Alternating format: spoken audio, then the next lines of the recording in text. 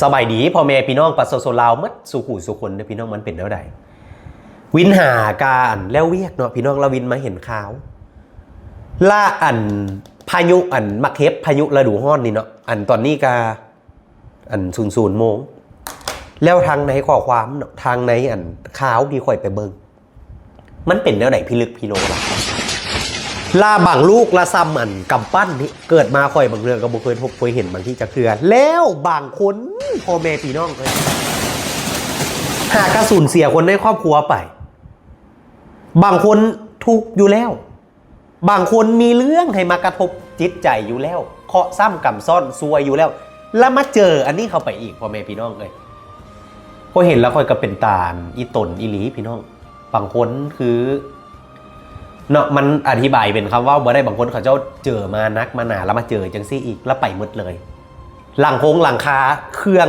ที่จำเป็นเป็นตู้เป็นโต๊ะเป็นตังเครื่องไส้ในบ้านไปหมดเลยก้อนสมิตุ้มลงมาวินขอแสดงความเสียอกเสียใจนำเด้อพ่อแม่พี่น้องเนาะสำหรับครอบครัวที่ว่าได้ผลกระทบเนาะได้หักผลกระทบจากเหตุการณ์ครั้งนี้นะพี่น้องวินกานั่งคิดเนาะพี่น้องเนาะวินเห็นข่าวพี่น้องวินก็บ่ฮู้ว่าวินจะซวยแนวใดเดี๋ยวมื้ออื่นพี่น้องวินจะให้ทีมงานวินไปลงพื้นที่เนาะ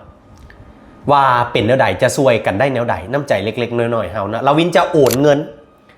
บริจาคให้200 ล้านเนาะพี่น้องเพื่อจะให้ถึงมือครอบครัวที่ว่าได้รับผลกระทบอีหลีเดี๋ยววินหาข้อมูลก่อนเนาะพี่น้องว่าวินจะโอนให้ผู้ใดเพื่อไปมอบให้เนาะเป็นตัวแทนของวินเพราะวินก็บ่ได้อยู่เนาะพี่น้องถึงวินจะปฏิบัติภารกิจอยู่หลายประเทศวินกาจะส่งเป็นกำลังใจไปวินกาขอพี่น้องเนาะให้